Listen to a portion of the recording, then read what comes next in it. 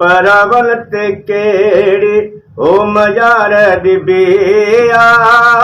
सात पहचन भी घट कान कईया परावन ते केड़ी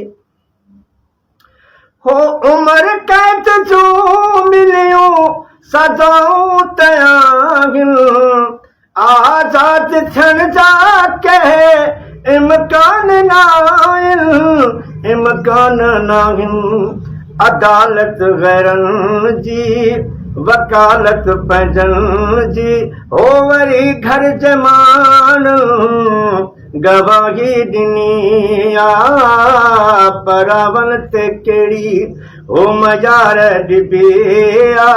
हाय असां सात पंहिंजन भी घट कान कईया परावन ते केड़ी ओ मजार डिबिया परावन ते केड़ी।